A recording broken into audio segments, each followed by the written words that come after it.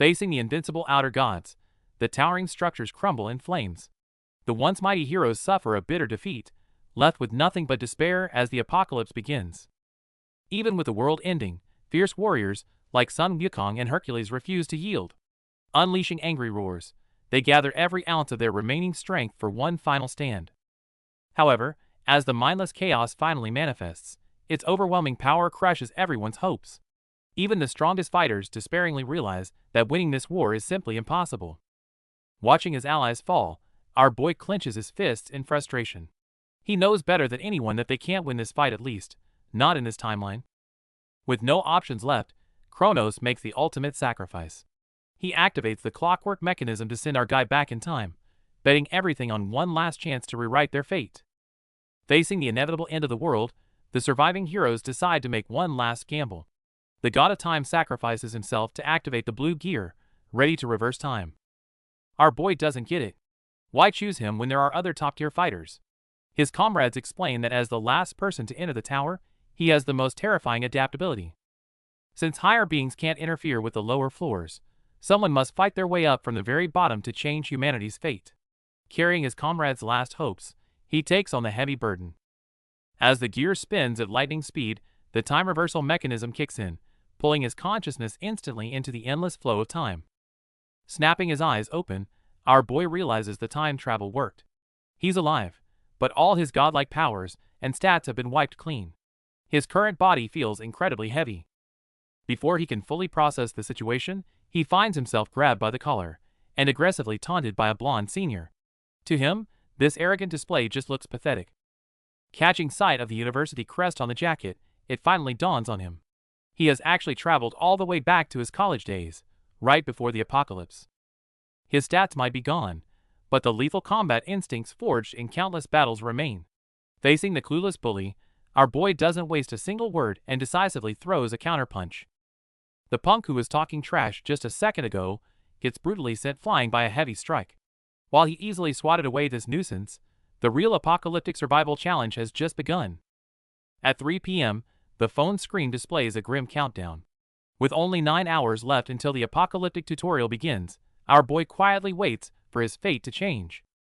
A few hours later at a bar, the punk who tried to mess with him earlier meets up with his gang. When asked if he taught our boy a lesson, he sweats nervously behind his mask.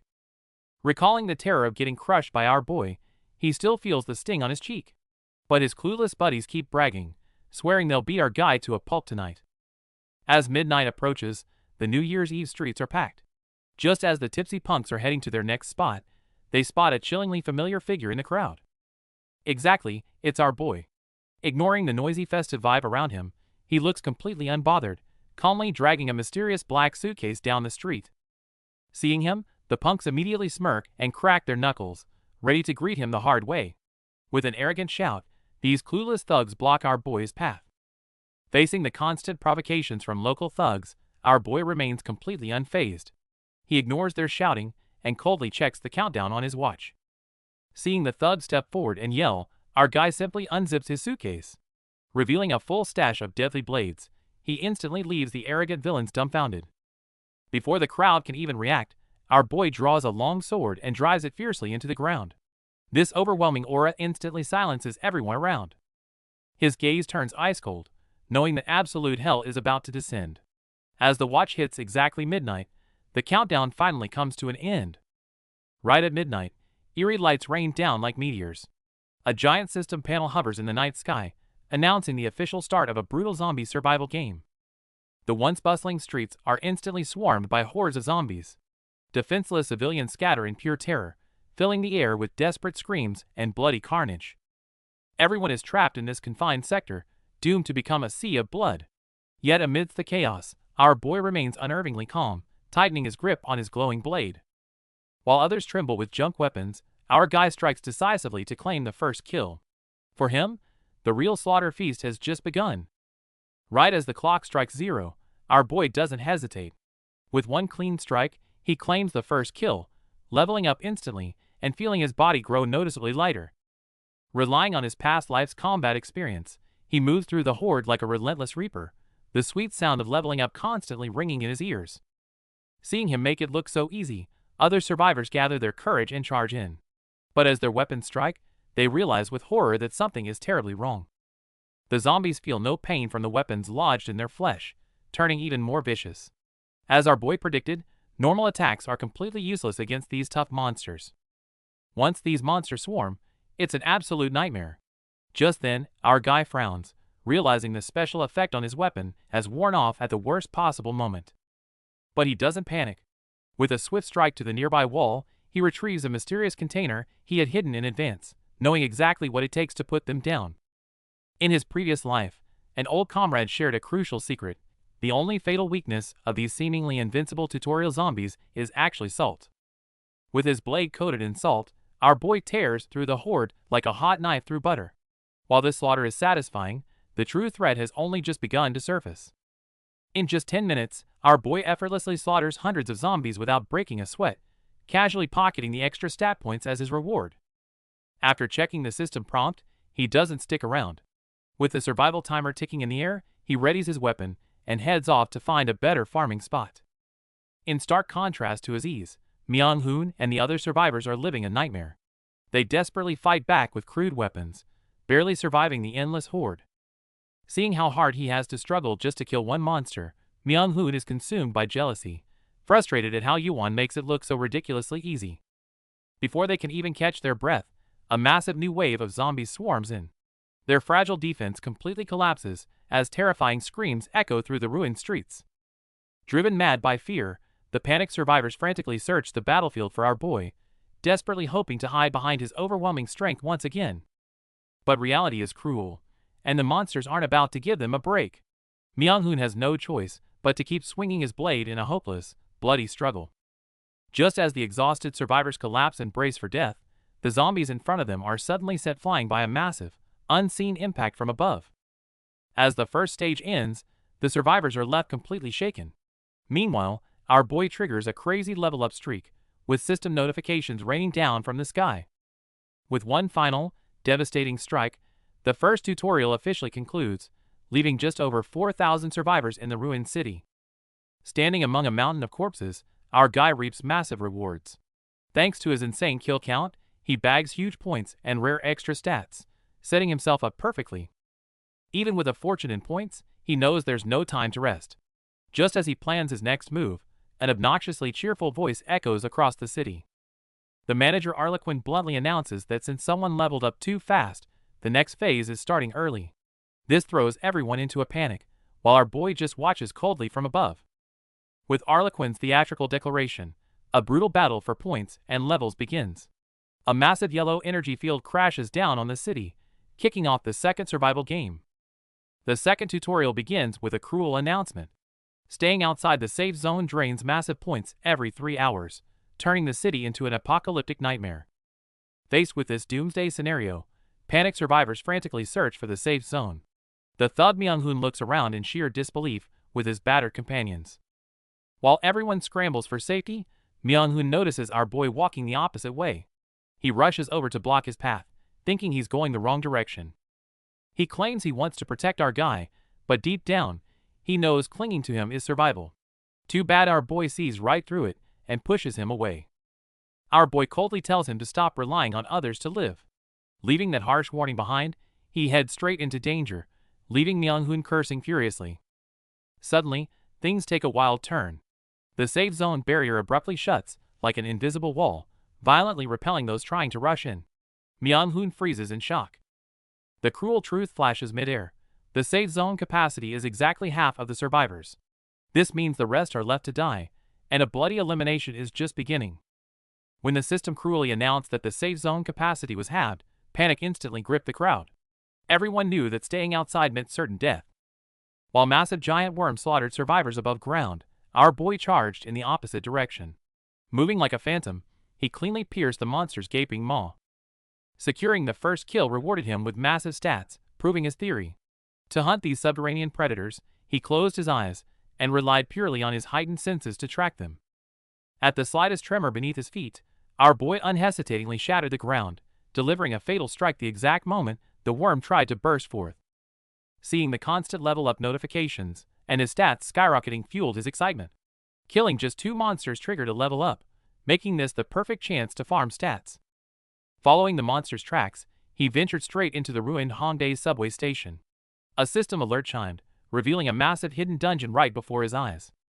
Facing a swarming nest of giant worms in the dark, our boy wasn't afraid at all. Tightening his grip on his blade, he readied himself to turn this place into his personal slaughterhouse. Meanwhile, our boy tracks down the hidden worm nest. Facing these massive, terrifying creatures, he doesn't flinch. Instead, he plans to hit level 20 right here. With a swift and lethal strike, our guy pierces right through the giant worm's mouth, taking it down instantly. Looking at the mysterious item dropped by the monster, a hint of excitement crosses his eyes. Now, he has the perfect reason to go on an absolute rampage. At the same time, it's true hell outside the safe zone. Hunted by giant worms, the defenseless survivors can only scream in absolute despair. To make matters worse, the system's cruel rules kick in. As points are deducted and the safe zone overloads, excess people are ruthlessly shocked and kicked out. Faced with approaching monsters and a merciless countdown, the crowd completely loses it. Desperate for the few remaining survival spots, the survivors violently turn on each other. Even the former campus bully, Myung-hoon, is caught in the chaos. Watching everyone around him do whatever it takes to survive, his expression twists with madness. He quickly realizes that morality means nothing here. If he doesn't want to become bug food, he must step over others to survive. The real slaughter has just begun. The tutorial's brutal rules have driven the participants to madness. To survive, they've turned on one another, letting humanity crumble under pure terror as screams echo through the halls. While chaos reigns elsewhere, our boy is busy tearing through hordes of monsters. His blades move like a reaper's scythe, carving lethal arcs through the beasts with clinical precision. Weaving through the snapping jaws of these giants, he dances around their attacks with ease. As the last beast falls, the system chimes and our guy has finally hit level 20. The stat boost from leveling up makes his body feel lighter than ever. Even though 3 hours of intense combat have worn him down, looking at his haul makes every bit of effort worth it. Reaching level 20 finally unlocks secret power, the core foundation of his future strength. Without a second thought, our boy pumps all his points into it, letting the energy surge through him. The moment the dust settles, our boy senses eyes on him. Without even looking back, he calls out the hidden observer lurking in the ceiling, his sharp instincts catching the watcher off guard. Harlequin, the administrator's servant, finally reveals himself, visibly shocked that a rookie could spot him. Looking at our guy's record-breaking progress, even this jester is impressed. Facing Harlequin's prodding, our boy calmly chalks his success up to luck. But that kind of humility only makes Harlequin realize that this calm young man is the most dangerous person here. Sensing he's being watched, our boy calls out the hidden system messenger, Harlequin. Demanding to open the shop to buy skills this early in the tutorial? That unprecedented move leaves the little monster completely stunned. Scrolling through the endless shop interface, our guy knows exactly what he wants. He locks in on the monkey's eyes, coldly shutting down Harlequin's prying questions to avoid drawing any unnecessary attention. Despite Harlequin warning that the skill isn't great, our boy hits the buy button without a second thought. He then grabs a basic arcane sword to perfectly cover his early game offensive flaws. Amused by his decisive choices, Harlequin bursts into a creepy laugh. Leaving behind a chilling remark about having high expectations, the eerie system messenger vanishes into thin air. Our boy knows exactly what that implies. He's now a special target for the administrators. Still, he remains unfazed. As long as he plays by the rules, they can't touch him. His only real concern is keeping his regression a secret. Thinking back to the supreme gods like Kronos, who sacrificed themselves to send him back in time, our guy takes a deep breath. They wiped all traces of the mechanism, meaning not even the highest administrators should be able to find out. Brushing off his thoughts, our boy immediately activates his new monkey's eyes. As his pupils glow a piercing gold, massive fleshy tentacles suddenly burst through the rubble around him. It looks like the real challenge is just beginning. The hidden boss, Mother Worm, suddenly goes berserk, ruthlessly devouring the survivors. Yet facing this horrifying monstrosity, our boy stands his ground without a single trace of fear. He calmly draws his newly acquired arcane sword, blue lightning dancing across the blade. Looking at the thrashing tentacles, he knew all along this thing would show up here. Accompanied by the monster's deafening roar, our boy violently crushes the ground beneath his feet. The massive recoil launches him like an arrow right into the storm of thrashing tentacles. Facing the monster's mindless onslaught, our guy even finds time to mock it. This creature might be brutal, but in the face of absolute power, its pathetic IQ is laughable. One strike is all I need.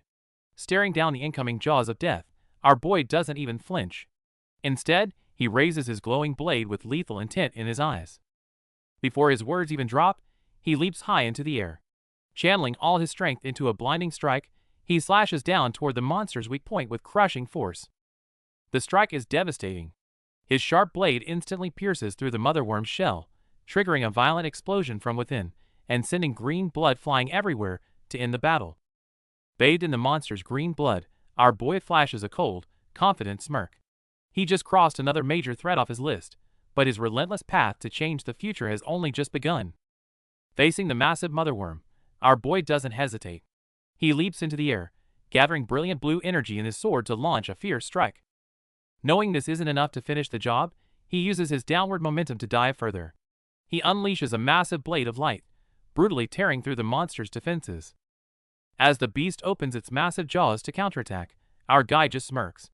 With a blinding flash, he drives his sword straight down, piercing the boss's weak point and ending the fight. Meanwhile, in other parts of the tutorial area, the survival countdown ticks away. Driven to despair, the participants are locked in a brutal bloodbath just to stay alive. The entire zone has become a living hell, filled with angry roars and helpless screams. With only 30 seconds left, the shadow of death pushes everyone to their breaking point. Just as the clock hits 3 seconds and everyone expects to die, the timer suddenly stops. The stunned survivors look up, realizing someone has cleared the final boss early. Back to our boy, the system immediately drops massive rewards as the giant beast falls. He calmly crushes a potion to recover, knowing the real challenges are just beginning.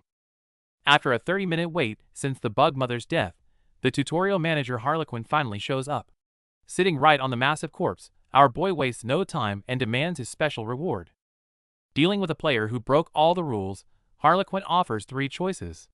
The first option is to skip the next 2 tutorial stages and head straight to higher levels. Our boy instantly sees through their scheme to get rid of him. But when the third option turns out to be a connection with the Olympus faction, he raises an eyebrow. Harlequin desperately hypes up the protection of Olympus. But knowing their corrupted nature, our guy completely ignores the pitch and firmly chooses the massive point payout instead. Points acquired. Seeing him refuse, Harlequin panics and begs him to reconsider. With a cold smirk, our boy exposes the truth.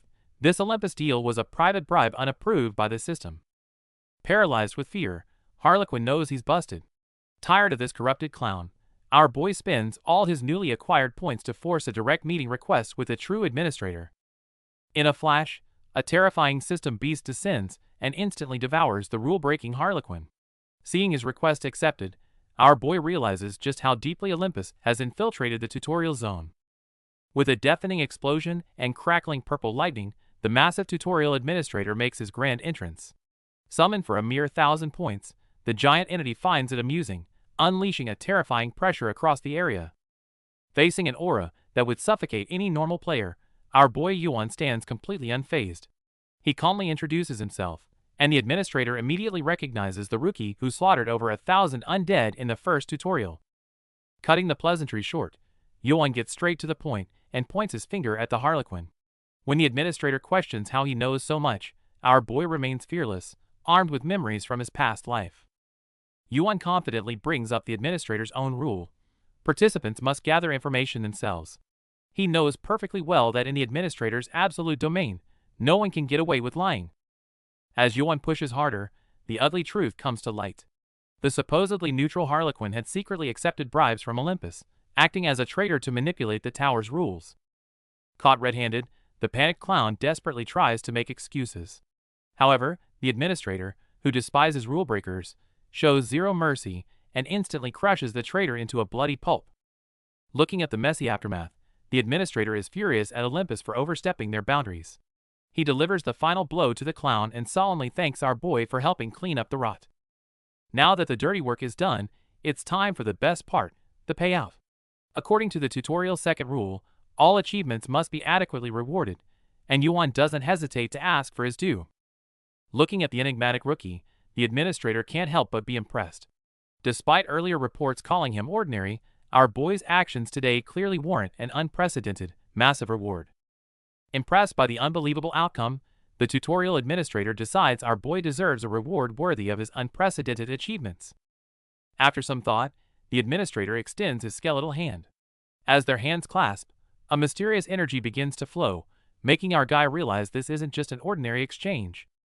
A system prompt reveals our boy just scored the god-tier skill Mana Master. Seeing his rare expression of pure shock, the administrator gives a chilling smile, clearly satisfied with the reaction. With the reward delivered, the administrator doesn't overstay his welcome. Leaving a promise to meet again in the next tutorial, he vanishes, leaving our hero alone in the ruined battlefield. Once alone, our boy eagerly checks his new stats. Though his proficiency is currently low, possessing such a rare mana control skill is an absolute game changer. To test his new power, he focuses a dense orb of mana in his palm. However, the resulting mana strike packs way more punch than expected, triggering an instant, violent explosion. The massive shockwave completely blows our guy away, shattering the ground beneath him. It might be a messy landing, but he couldn't be happier with this terrifying destructive power. Dusting himself off, he checks the timer showing only a few hours left.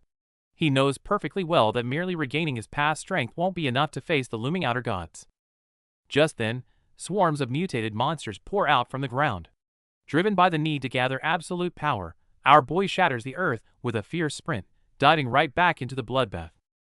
To maximize his gains before the timer runs out, our boy dives straight into the horde, relentlessly testing his new explosive skills on the terrified monsters. Meanwhile, inside the safe zone, the survivors are tearing each other apart over supplies. A blonde thug is already using violence to crush any opposition. Just as the thugs try to establish their cruel new order, a gasp ripples through the crowd. Everyone stares in absolute disbelief toward the outside of the barrier. They watch our boy going toe-to-toe with a massive red monster outside. His insane bravery leaves the cowardly survivors completely speechless and terrified. As the giant beast collapses, our guy turns around covered in monster blood. He coldly glares at the stunned crowd, casually telling them to carry on with their little chat. Stepping onto the massive carcass, he returns like a god of war. Seeing the shifting dynamics, Hanjuno quickly runs out, loudly calling his name to act friendly.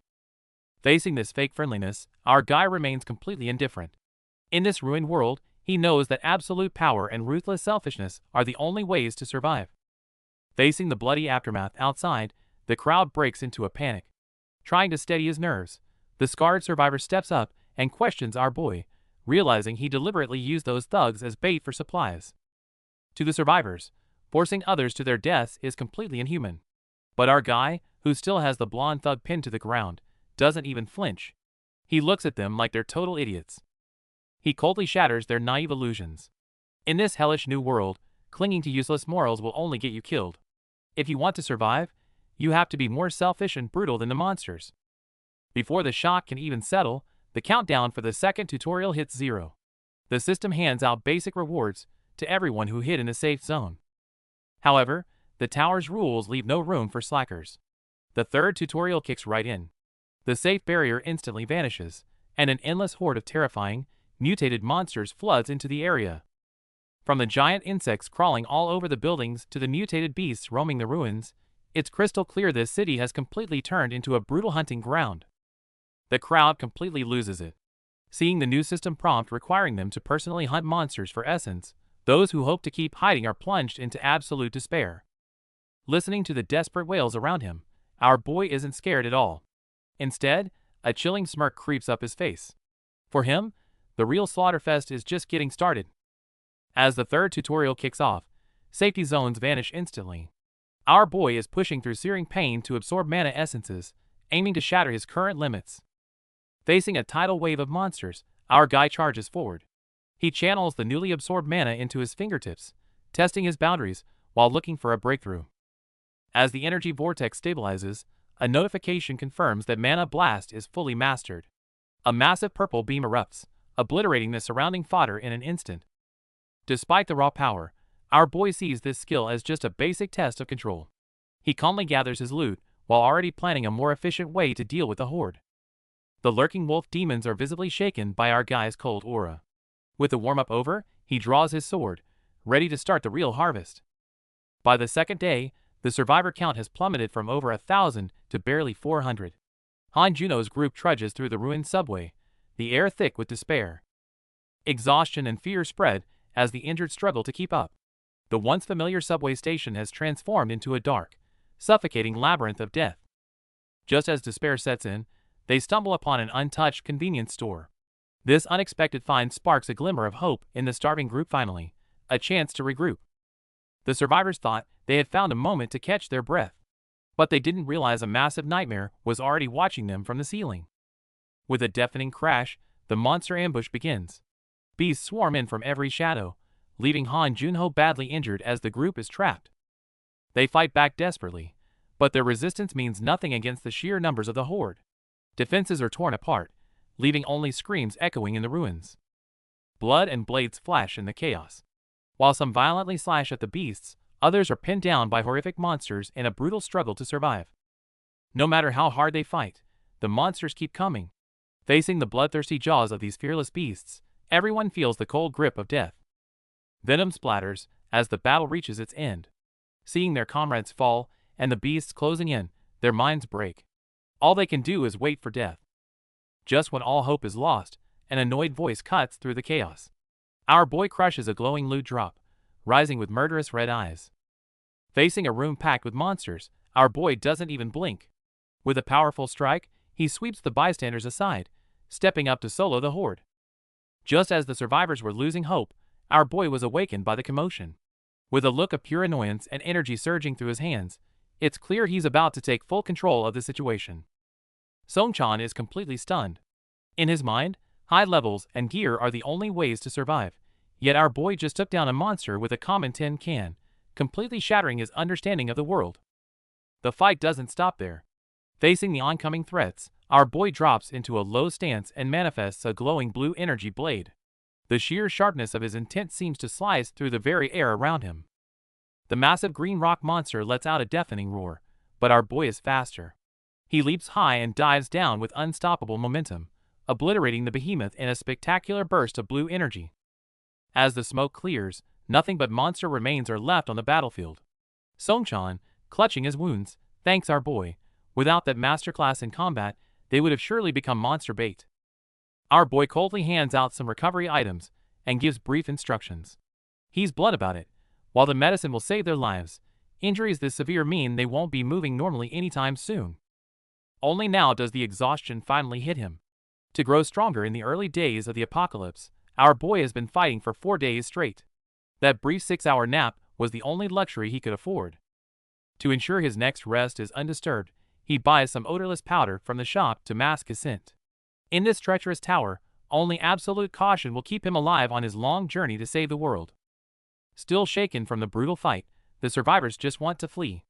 After all, the dungeon depths are crawling with monsters and deadly underground snakes. Seeing their panic, our guide turns to the stairs, casually explaining he's just stopping by to rest. The real, high-stakes hunting ground is somewhere else entirely. Following him down the ominous stairs, the survivors are stunned. The environment on the second floor looks completely different, with a chilling vibe in the air. When asked why he'd willingly dive into such danger, our boy calmly reveals a brutal truth. The surface survivors are already slaughtering each other over essences.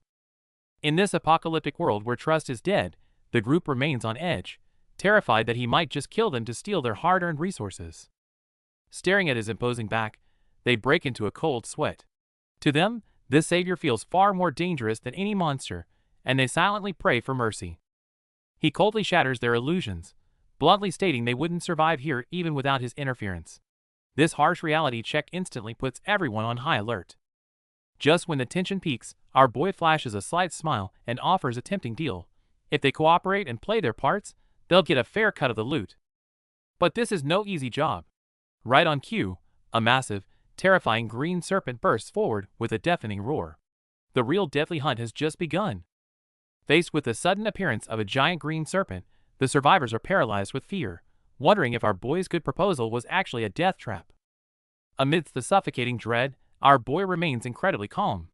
He looks at the others and gives a simple, chilling command, "Run." As the serpent lunges, our boy leaps into the air like a blur. His sword flashes with a cold light as he strikes directly at the creature's gaping maw.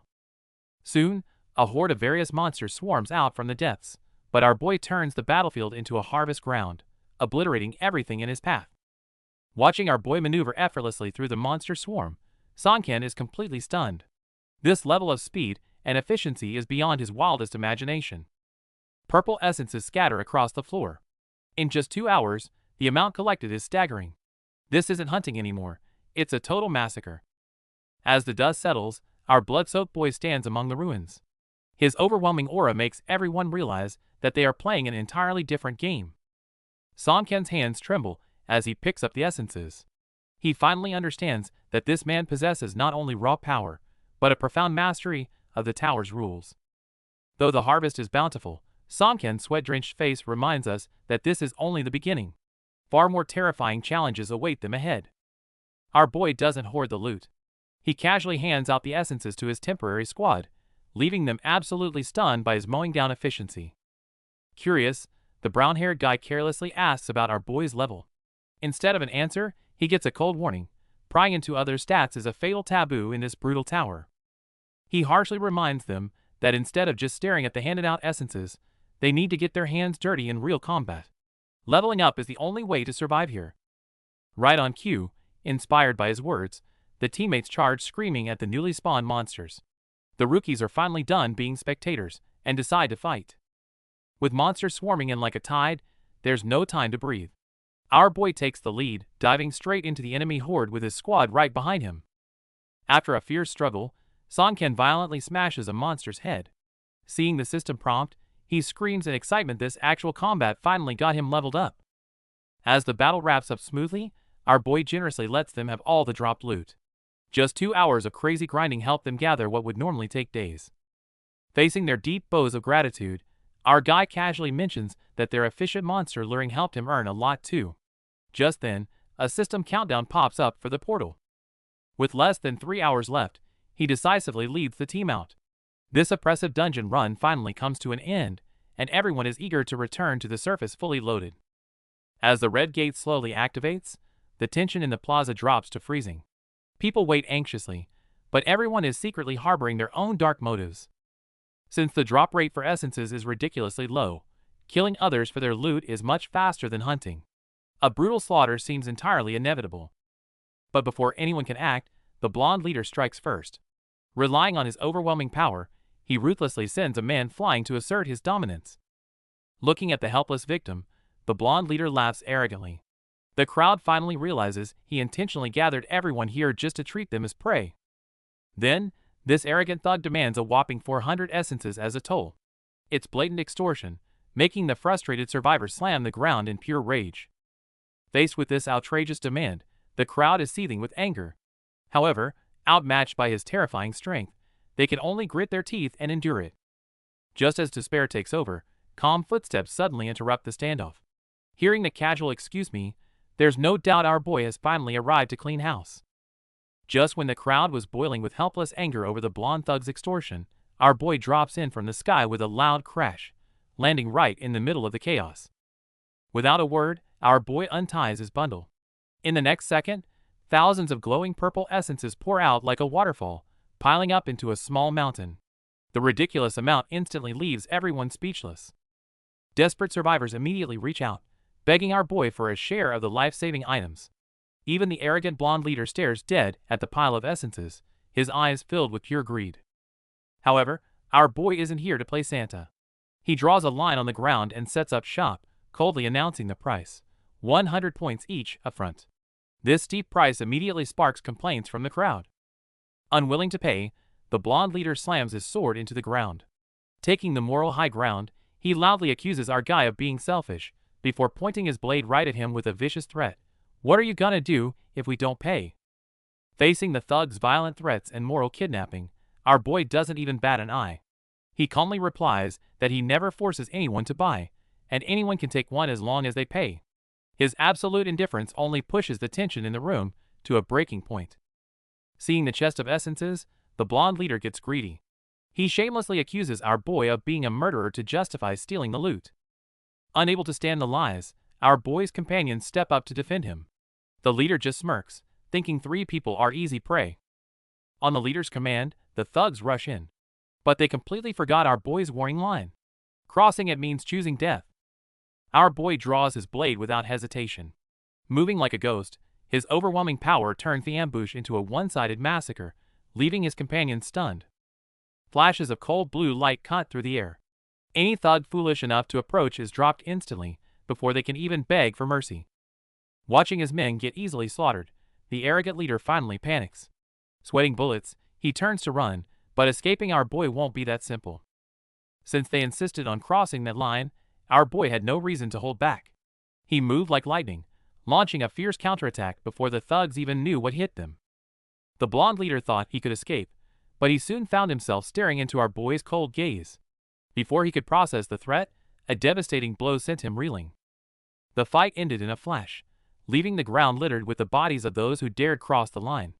A heavy silence fell over the crowd as the reality of the situation sank in. At this moment, the survivors realized the harsh truth. In this world, the strong make the rules. Looking at our boy's back, their fear was slowly replaced by a profound sense of awe. With such a gap in strength, running was useless. The only way to survive was to follow our boy's rules. Some began whispering about trading their precious points for safety. Instead of looting the weak, our boy sat by his box of essences, waiting for customers. This business-like approach offered a glimmer of hope to the terrified crowd. Finally, a survivor stepped forward and nervously asked to buy the essences. As the transaction went through, everyone realized that in this cruel game, points were the only currency for survival. Witnessing a successful trade, the rest of the crowd surged forward, waving their points in desperation. The battlefield turned into a marketplace, and our boy was making a massive profit. Despite the booming business, our boy remained cold and focused. He watched the desperate crowd while checking his loot, already preparing for the even greater challenges ahead. Seeing others trade essence for survival, the crowd goes absolutely crazy. Our boy happily accepts their desperate offers, raking in massive amounts of points as the system notifications keep chiming. Watching the desperate players rush toward the portal, Yuan pulls up his status. They might regret losing their stats later, but our guy is more than happy to walk away with a whopping 160,000 points. With the trades done, his temporary teammates eagerly step up, hoping to keep clinging to him. To them, even being used as bait is far better than facing the unknown dangers alone. However, our boy coldly shatters their illusion with a smirk. He bluntly states that relying on others will only get them killed, and besides, he's completely out of essence and isn't leaving. The teammates are completely stunned. They can't fathom why our boy would sell every last piece of essence without saving a single survival ticket for himself in this godforsaken place. Fear and confusion take over as time runs out. The teammates scream in panic, calling him a lunatic for staying behind, but Yuan remains completely unfazed by their breakdown. Tired of explaining, Yuan urges them to run for their lives before the zone closes. Left with no choice, they sprint toward the portal, leaving our boy standing alone in the ruined streets. As the portals close, the system announces the start of the 4th tutorial, Defense. Armed with his past memories, our boy's eyes sharpen. The real hellish slaughter is just beginning. With the city about to descend into chaos, the admin is sweating bullets. He grabs our boy's arm, anxious to flee before the brutal battle for essences begins. Amidst the apocalyptic scene, our boy remains perfectly calm. He stops the fleeing admin in his tracks, coldly demanding access to the store since there's still time left. Our guy asks where the usual Harlequin lackeys went. The admin complains that they had to be purged for taking bribes, leaving them terribly short-staffed. To make matters worse, our boy's actions cause hundreds of players to flood the store. Seeing the admin forced into retail work, he can't help but smirk without a shred of guilt. The admin warns that his record-breaking 160,000 points could destroy the tutorial's ecosystem. Unfazed, our guy stubbornly insists on his path, finally forcing the exhausted admin to yield. Once the advanced store interface finally appears, our boy wastes no time. He instantly drops 10,000 points just to unlock a spatial personal inventory. Then the real shopping spree begins. He secures the Arctic Steel Sword, a nullification shield, and a pyromancy robe, all crucial lifesavers to survive the impending disaster. Preparing for the disaster, our boy goes on a massive shopping spree. He grabs an anti-magic shield and an expensive pyromancer robe, leaving the admin baffled by his targeted choices. Next, he doesn't hesitate to buy ice pearls and a razor-sharp sword. He knows perfectly well that surviving the coming apocalypse requires the best gear possible. Seeing our guy fully geared up, the admin admits no one can scratch him now. But our boy coldly notes that regular players aren't the only threat. Leaving behind some cryptic words, the admin vanishes into a pillar of light. Our boy stands alone in the desolate ruins, quietly waiting for the final moment. As the countdown hits 0, a chilling system message echoes. Because no one cleared the tutorial perfectly, the annihilation protocol begins, instantly tearing the city apart. Deadly heat roasts the ground, leaving regular players screaming in agony. But our well-prepared boy remains completely unscathed, fully protected by his heat-resistant robe. The surviving players are left in absolute shock, watching him casually stroll through the inferno. However, this real test of survival has only just begun. The countdown hits 0, and the annihilation protocol begins. Terrifying hellfire instantly swallows the streets, leaving countless players screaming in despair as they burn. As the flames spread, hordes of skeleton demons crawl out. But our boy just stands calmly in the ruins. These grunts aren't the prey he's waiting for. Suddenly, with a deafening roar, a colossal fire demon known as Surutra violently tears through the flames, descending upon the ruins like a towering nightmare. Facing this apocalyptic presence, our boy doesn't flinch at all. Instead, he calmly readies his sword and shield, greeting the demon by name with a cold smirk. Looking at the raging behemoth, our guy goes straight for the disrespect. He openly mocks its shrunken size, and calls it nothing more than an emotional, oversized child. Those words instantly enrage Surutra, as his defiant gaze reminds the demon of the Monkey King. With a furious roar, it commands the endless skeleton army to charge right at him.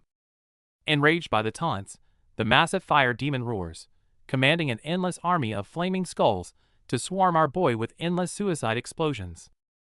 As the smoke clears, our boy stands unscathed behind his magic-resistant shield. Thanks to his premium fire-resistant cloak, brushing off the intense heat, paying for top-tier gear really pays off. "I didn't prepare all this just to meet you. I did it to kill you," our boy says with a smirk. The giant demon simply laughs off the arrogance, mocking him to survive the current wave first.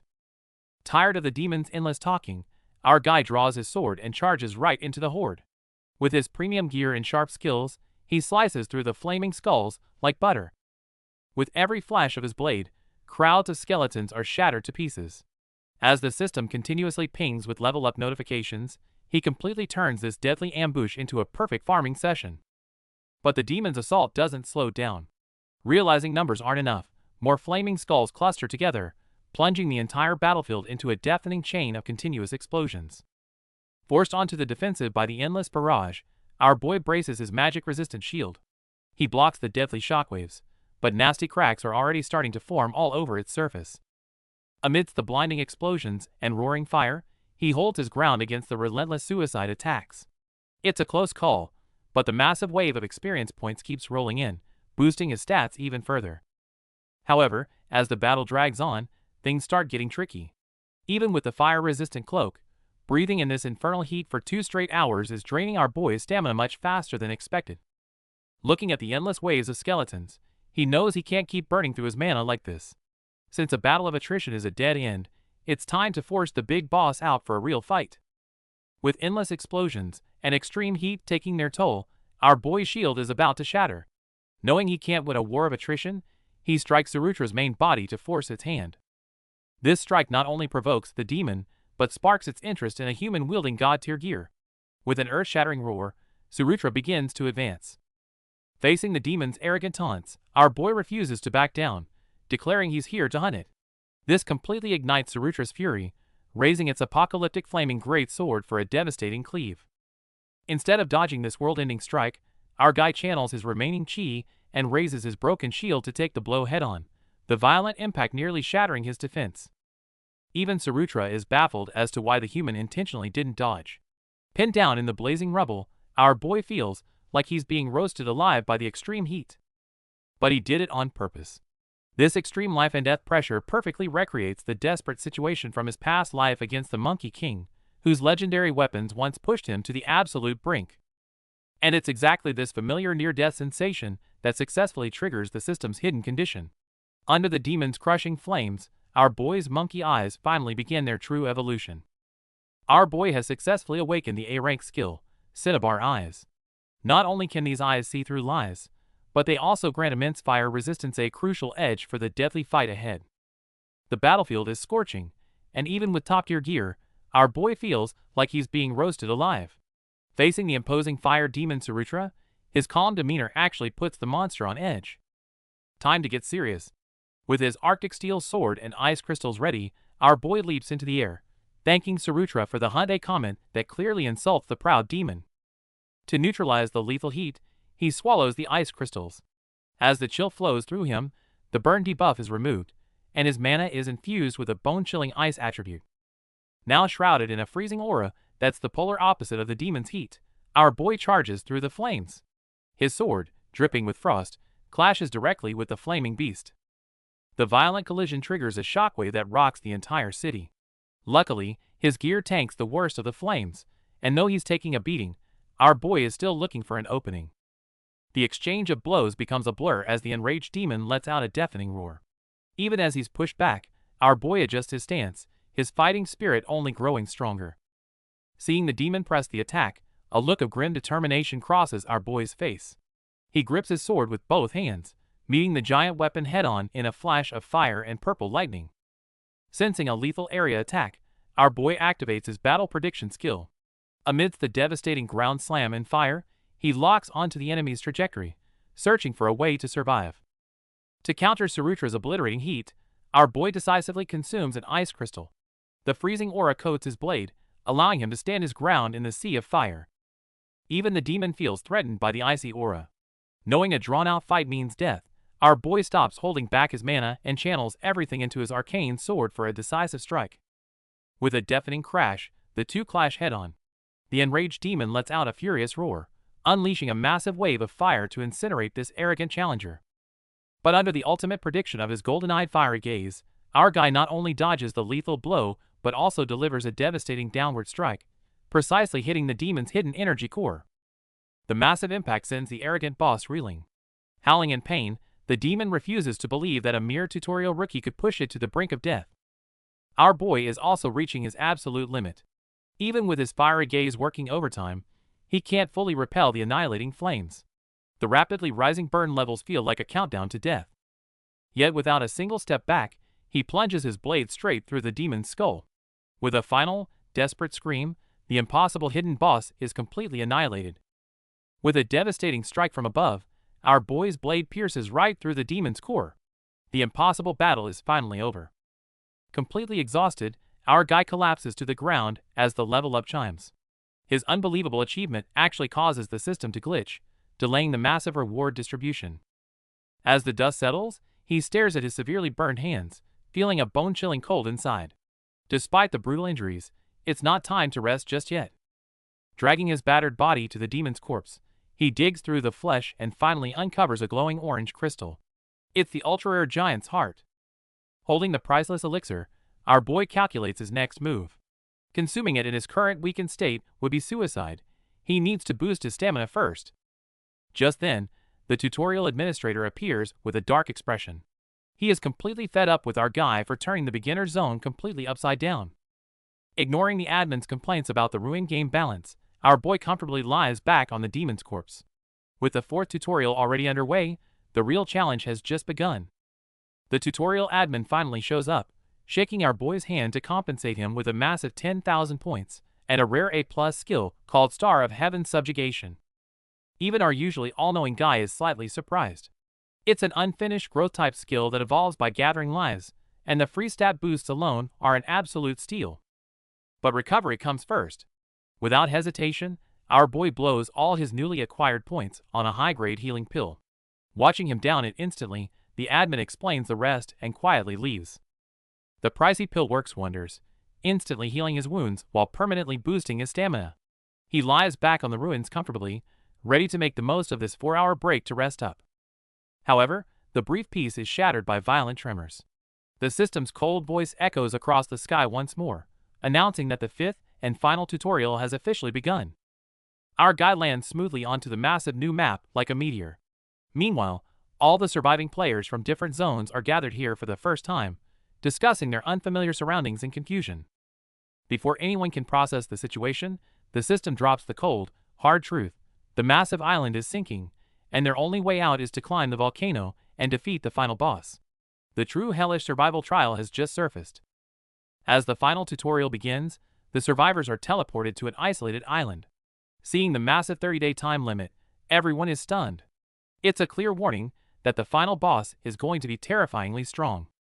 While the other players are still discussing how to form alliances, the blonde Olympus successor, Hargan, abruptly interrupts them. He bluntly states that these weaklings aren't even worth his time. Before anyone can react, Hargan unleashes overwhelming lightning magic, instantly blowing away everyone who refuses to submit. His pure blood dominance leaves the crowd completely terrified. Watching quietly from the shadows, our boy perfectly understands the terrifying power of this pure blood player. However, he hates noisy crowds and has no intention of getting involved, planning to just walk away. Unexpectedly, Hargan is now casually resting on the ground. Our boy decides to walk right up to him. The moment Hargan spots our guy's rare pyromancy robe, he instantly realizes he's facing someone truly extraordinary.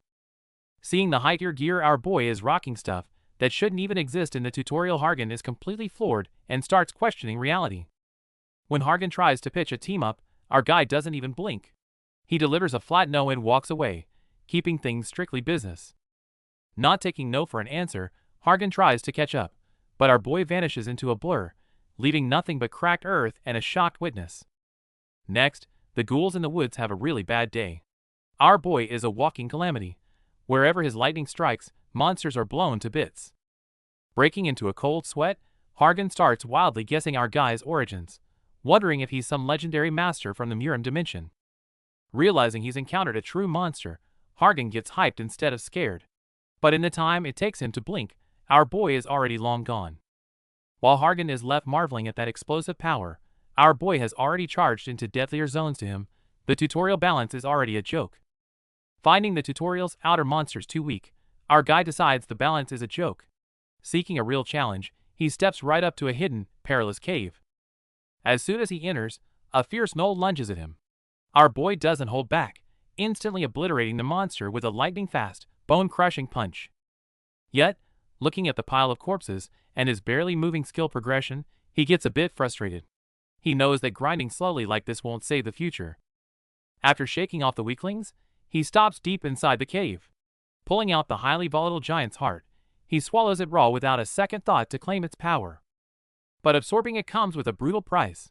The conflicting demon and giant bloodlines explode within him, forcing our guy to his knees in agonizing, bone-crushing pain. Clawing at the rocky ground, he uses his fiery golden eyes to forcefully suppress the raging energies. While his body nears collapse, his base stats skyrocket through the unbearable torture. The brutal tug-of-war lasts for half a day. Exhausted and flat on his back, our boy finally feels the terrifying new power coursing through his hands, wondering if it was all worth it. After enduring body-shattering agony, our boy finally uses his cinder eyes to suppress the chaotic bloodlines. The system confirms his success. He has perfectly absorbed the power of giants and demons. Seeing the prompts for his new gigantification ability and the roundtable link, our boy finally lets out a breath. The overwhelming exhaustion instantly kicks in, making him pass out on the spot. Waking up, he realizes he's been out cold for half a day. With less than a week left on the tutorial timer, our guy quickly shakes off the fatigue, determined to break the fastest clear record. The current record holder is none other than Odin, the great magical warrior of Asgard. Swearing to beat him, our boy checks the current rankings, noting that Hargan is dominating first place. Glancing at the leaderboards, our boy briefly recalls the powerful rankers from other worlds in his past life. But there's no time to reminisce. Getting stronger is all that matters right now. Checking his drastically improved stats panel, our guy steps out of the cave, feeling completely reborn. Now, all he needs is to find some unlucky targets to test out his brand new skills. Speak of the devil. He soon stumbles into an orc tribe's territory. Facing these clueless monsters calling him prey, our boy simply raises his hand. What a perfect test site for his giant's fire. Meanwhile, our boy unleashes a massive fire in the orc village. The terrifying flames instantly engulf the area, leaving the arrogant monsters with no chance to escape. With flashing lightning and sharp blade strikes, this one-sided massacre quickly comes to an end. The ground is covered in charred remains, while our guy barely breaks a sweat. Thanks to this highly efficient wipeout, he earns a massive amount of points, causing his ranking to skyrocket. And there are only 6 days left until this tutorial ends. Meanwhile, Hargan, the son of Olympus sitting comfortably at the top, notices this sudden dark horse. Listening to his team's reports, he becomes highly intrigued by this guy named Kim Yuan. After all, on the current leaderboard, our boy's points have surged wildly, putting him straight into second place and breathing right down Hargan's neck. To secure his first place position, Hargan wastes no more time. Leading his newly recruited team of top-tier geniuses, he sets off on a brand new hunting expedition. The elf in the team casts a tracking magic. The glowing blue sphere acts like a compass, finally helping them lock onto the exact location of the hidden dungeon. The group rushes to the target location. Seeing the sealed entrance, Hargan smirks confidently. He motions for his teammates to step back and gathers fierce yellow lightning in his right hand. With a deafening blast, his lightning strike forcibly blows the door open. But as the dust settles, the team peeks inside and instantly freezes in shock. Has someone already beaten him to this spot? Hargan and his elite team storm into the dungeon, only to find the massive cave surprisingly quiet. The elf veteran quickly senses something is off. There's strange magic in the air, and not even a system message pops up to announce the dungeon. Looking at the fresh battle ruins, Hargan realizes someone beat them to it. His teammate, sweating profusely, stammers at him to check the rankings. Swiping open the glowing blue system panel, Hargan's eyes widen in shock. That guy, Kim Yuan, has already crushed him and taken the #1 spot. Looking down the tunnel, the bug monsters have already been blasted into pieces. Clearly, our boy went on a solo rampage to farm points. They expect their proud captain to explode in anger. Instead, they notice that this unprecedented setback has completely ignited Hargan's competitive spirit. Since the monsters are wiped out, it's a race of speed now. Their core fighter Yulch smartly suggests splitting up at the crossroads, and Hargan instantly agrees. These elite genius players quickly form their squads. With a top-tier fighter like Yulch leading the right path, they get ready for action without a second thought. With a massive discharge of magic and deafening explosions, Hargan's team goes all out, determined to violently catch up to our boy's pace. Meanwhile, Yulch and Hargan's team are caught in a fierce battle. Facing a massive horde of green-skinned monsters, they coordinate flawlessly to wipe out the enemies.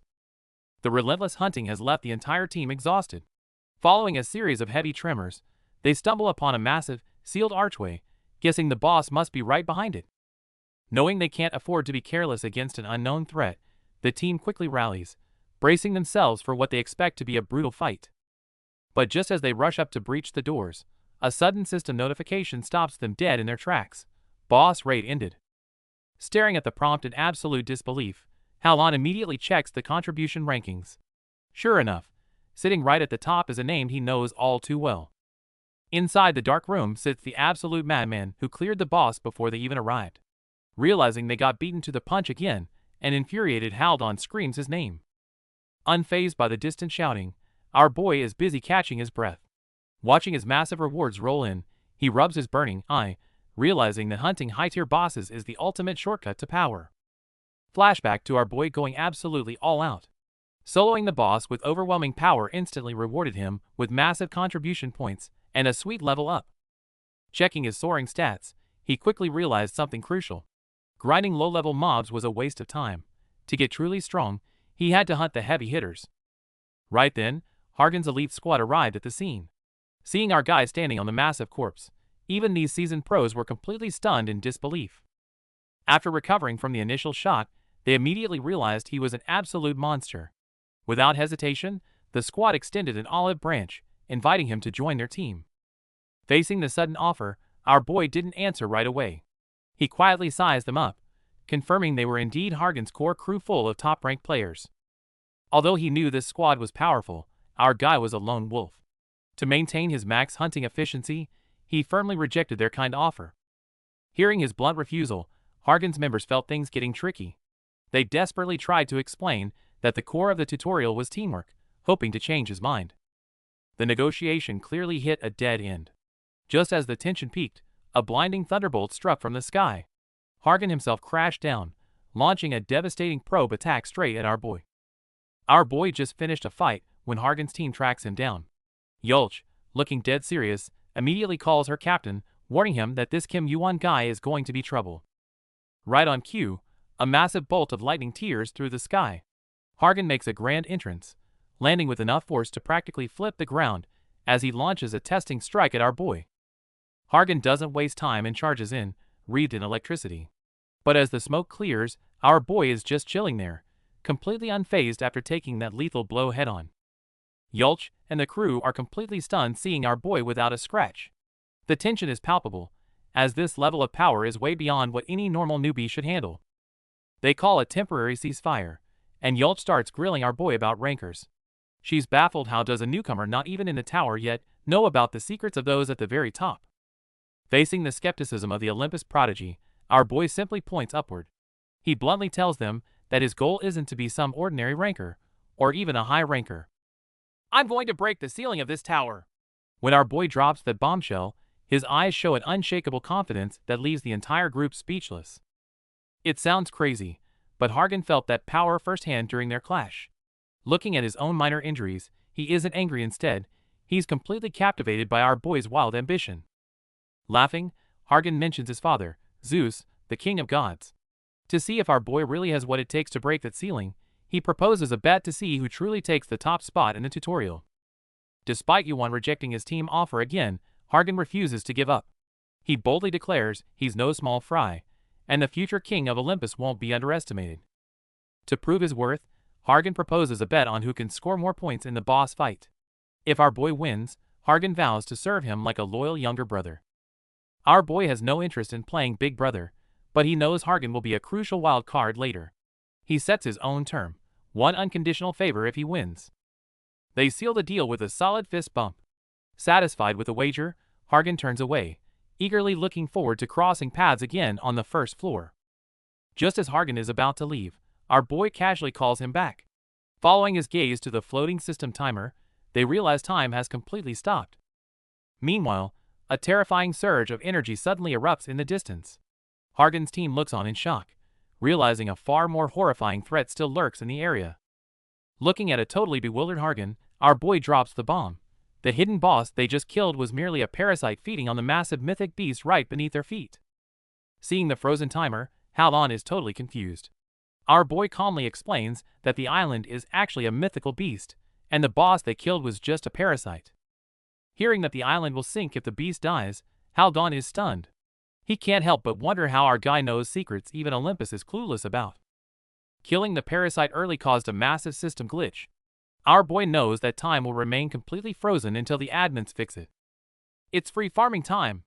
Realizing this, the crew stops staring and immediately grabs their weapons, grinding levels like crazy while the clock is stopped. Meanwhile, in the system backend, a bunch of goofy admins are sweating bullets.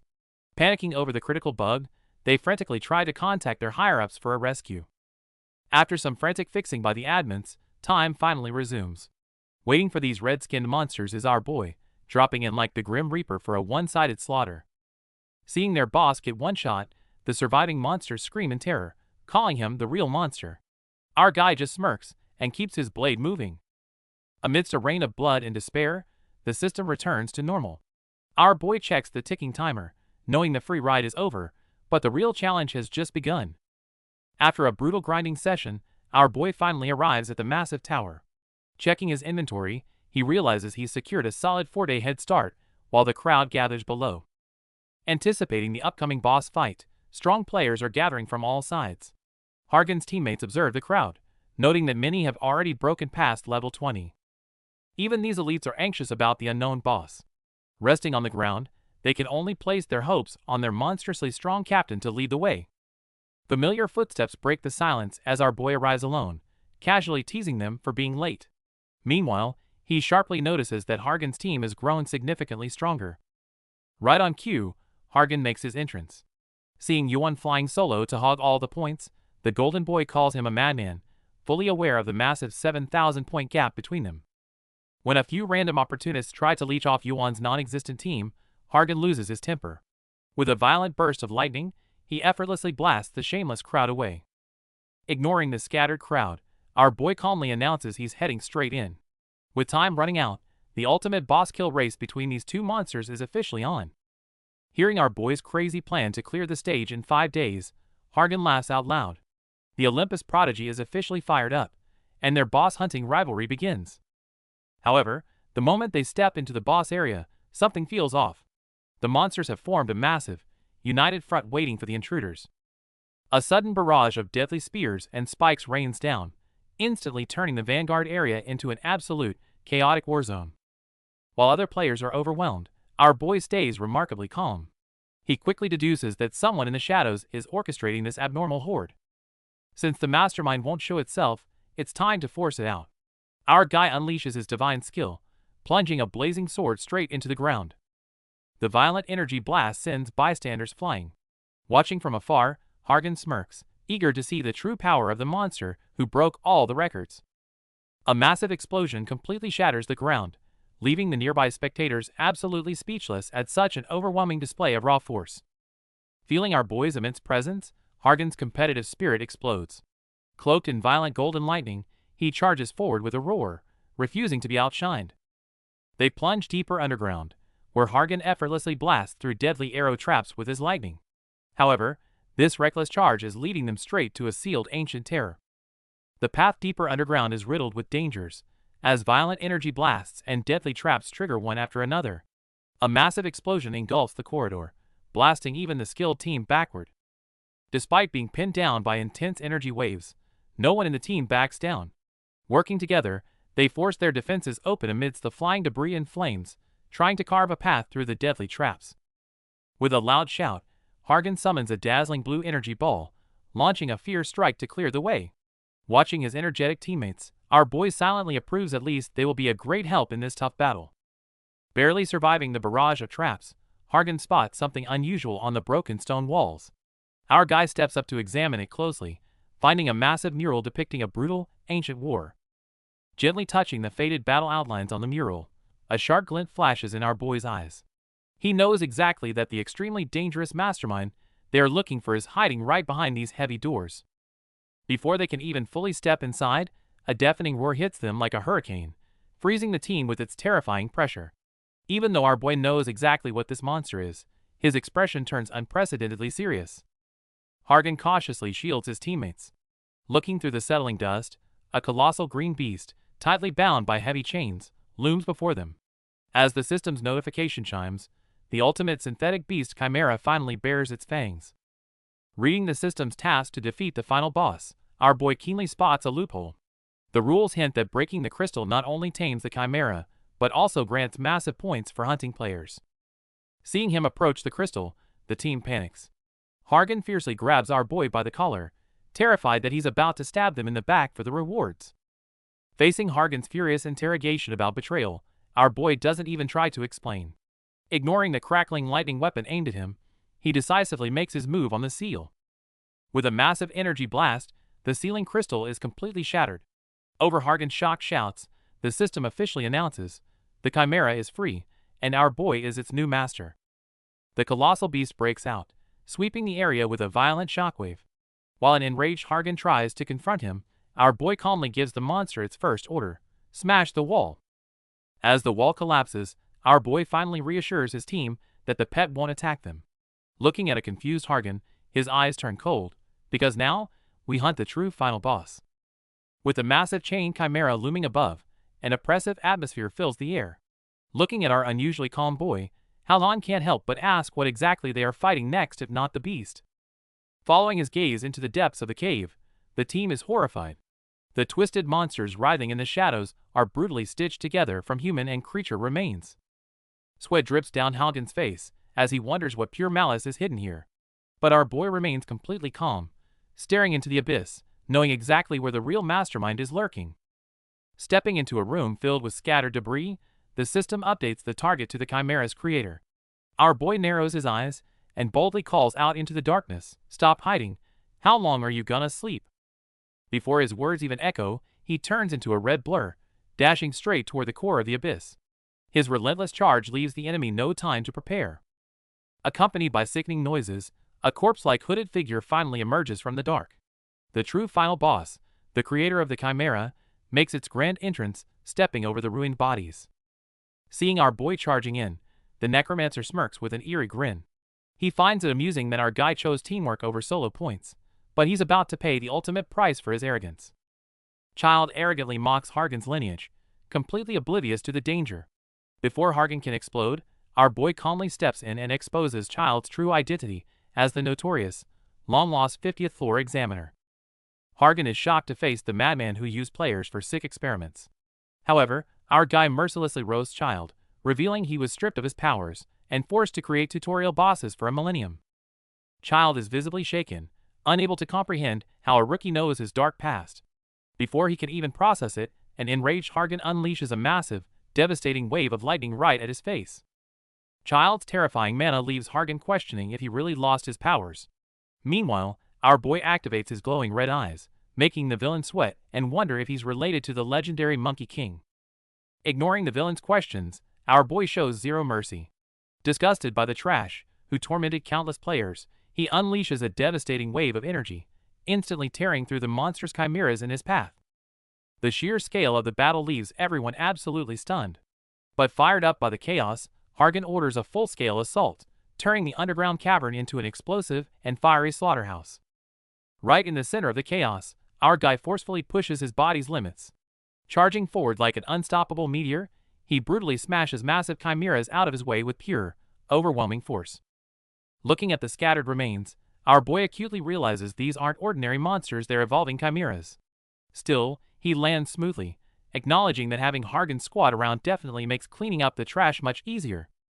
Facing this deadly trap, the villain unleashes an indestructible black box, arrogantly declaring his plan to turn our boy into just another mindless chimera. Instead of panicking, our guy steps up and delivers a devastating punch. Seeing the terrifying power radiating from that arm, the villain is left completely speechless. This overwhelming force is none other than the signature skill of Hercules' gigantification. Even though the unmastered power threatens to tear his body apart, he refuses to stop. Enraged, the villain lunges forward, swearing to tear his prey apart. Our boy simply scoffs at the threat, fearlessly launching a countercharge straight into the storm of attacks. Their energies clash violently in midair. Facing a massive storm of poisonous fangs, our guy uses his sharp instincts to skillfully dodge through the explosive debris. Channeling Hercules' advice, he pushes past his limits and shatters all defenses to ruthlessly crush the enemy. He might have won this battle, but what about the rampaging power inside him? Seeing our boy unleash such terrifying raw power, the monster completely panics. He instantly summons a massive spiked wall, desperately hoping to block the incoming onslaught. But our boy is playing for keeps. Ignoring the extreme strain threatening to tear his arm apart, he relentlessly shatters the so-called ultimate defense, leaving the boss absolutely terrified. The severe backlash leaves our boy in agonizing pain, and the villain gloats, thinking his opponent is ruined. Yet in the very next second, our boy lunges forward again for the final strike. Amidst the devastating energy collision, our boy recalls the ultimate killing technique taught by his past life comrades. With his eyes glowing a fierce red, he punches straight through the enemy's body. As the invincible boss finally falls, this impossible cross-level kill is cemented. And behind this glorious victory, the phantom images of his past life divine comrades seem to be watching over him through time and space. Even battered and bruised, Child is still running his mouth. He boasts that his dark magic-infused body makes him completely immortal. Too bad he's dealing with our boy. Activating his golden eyes, he coldly points out that a patched-together body is just full of obvious weak spots to him. Without missing a beat, our guy unleashes a devastating strike right at the fatal flaw. The massive energy blast shatters the monster's defenses, making it scream in agony. Realizing he's about to be completely obliterated, the once arrogant boss breaks down, begging him to stop. But his desperate pleas earn zero sympathy from our boy. As the boss turns to dust, the generous system rewards finally roll in. Beating a hidden boss unlocks an incredible achievement, giving him a massive boost in stats and levels. Meanwhile, with the creator dead, the remaining chimeras all collapse and turn to ash. The surviving team members finally breathe a massive sigh of relief. Just when everyone thinks the nightmare is over, a panicked cry for help rings out. It turns out Yolch, one of their core fighters, has been critically wounded. With the monster horde completely wiped out, Hargan's team rushes to treat their heavily injured teammate. They survived, but the cost was brutal. Seeing his teammate on the brink of death, Hargan snaps. He grabs our boy, furiously asking why he risked everyone's lives just to hunt a hidden boss. To Hargan, there were much safer ways to clear the stage. He just can't understand this suicidal playstyle that treats allies like expendable pawns. Facing the harsh accusations, our guy's eyes remain cold. He reveals the terrifying truth. The upcoming invasion of the outer gods will slaughter even the strongest rankers effortlessly. To prevent that inevitable apocalypse, he has no choice. He must squeeze every drop of resource to get stronger, even if there's no end in sight to this bloody path. This is exactly why he flat out rejects Hargan's party invite. His path is paved with thorns, and dragging ordinary people along will only lead to their deaths. Right as they finish their heavy talk, a sloppy hobo suddenly wanders in. While everyone else is confused, our boy is instantly on guard. This old man is actually the highest tutorial administrator. While Hargan is completely terrified by the sudden appearance of the administrator, our boy remains unfazed, casually negotiating with the manager. The administrator is actually highly satisfied with Yuan's performance. As a special reward, he hands over the Dark Divine Crystal, a core material needed to forge God-tier equipment. Our boy is thrilled to get this top-tier item so early. With all conditions met, the tutorial finally concludes, and the portal to the tower's first floor opens. A massive energy vortex envelopes everyone. As they are teleported, the manager gives Yuan one last meaningful look, holding high expectations for this rule-breaking rookie. If he's going to cause trouble, he might as well turn the tower upside down. The administrator hopes our boy will become the massive wave that shakes the entire system. As the system window pops up, the rankings are officially announced. Without a doubt, Yuan dominates first place, breaking all records and claiming massive points. Alongside the points, the system grants him a mysterious, glowing purple egg. Armed with this ultimate reward, our boy steps into the first floor, but the real danger has just begun. After the transfer, our boy immediately checks his rewards. Alongside the points, he discovers a mysterious egg that even the system can't identify. The group finally sets foot on the meadow of beginnings. Their surprisingly early arrival catches the veteran players off guard. Hargan quickly spots the Olympus faction lurking around. When asked about his plans, he firmly states he'll honor their bet and refuse any guild invites. Curious about the earlier chaos, Hargan asks for the truth about Olympus. Instead of explaining, our boy tells him to uncover their hypocritical facade himself. In return, Hargan gives a serious warning.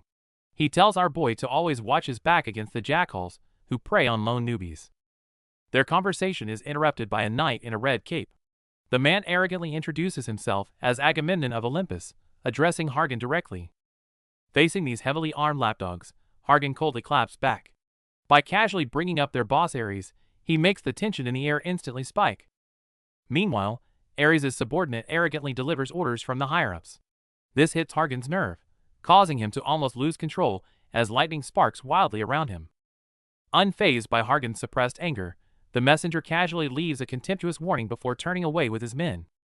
When his subordinate asks about the dark-haired guy from earlier, the usually arrogant Hargan just smirks, surprisingly acknowledging our boy as a friend.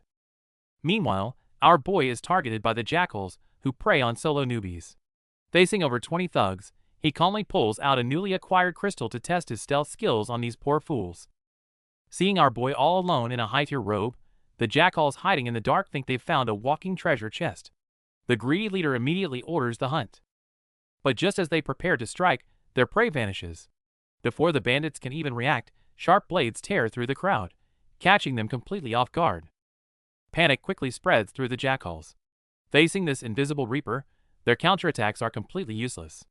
The robbery has turned into a brutal massacre, and our boy's real interrogation is just about to begin. Surrounded by thugs, our boy doesn't panic. He uses them as test dummies for his new invisibility, instantly wiping them out before they even know what hit them. The last survivor is terrified. Seeing him still trying to act tough, our boy grabs him by the neck, coldly threatening to finish the job if he doesn't cooperate. The threat works instantly. As our boy interrogates him at knife point about the craftsman's whereabouts, the thug shock confirms he hit the jackpot on his first try. With the information in hand, our guy heads to a local tavern to take a quick breather. The rare moment of peace finally allows his exhausted body to relax. Looking at the peaceful streets below, he can't help but reminisce about the old days with his comrades. He wonders how they're holding up in that doomed future. Shaking off the memories, our boy examines the glowing crystal.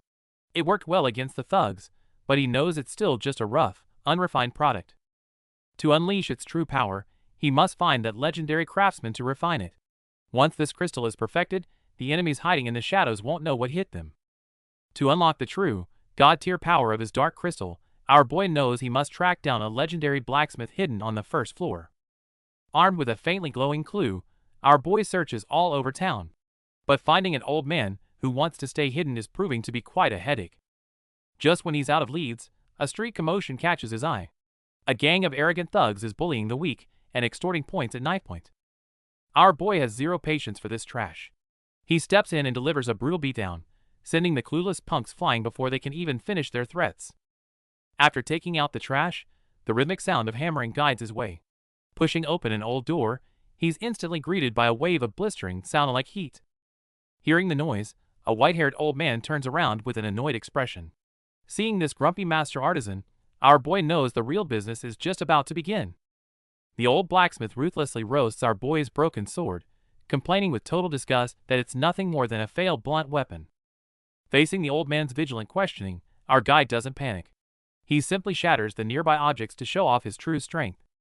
To ease the blacksmith's doubts, he reveals a glowing token proving he's just a new player on the first floor. The sheer power instantly shocks the old man. Getting straight to business, our boy calmly pulls out a glowing blue crystal and officially requests to forge a legendary artifact. The moment he sees the top-tier crystal, the previously arrogant blacksmith loses his mind. His eyes light up with pure excitement as he begs to examine it.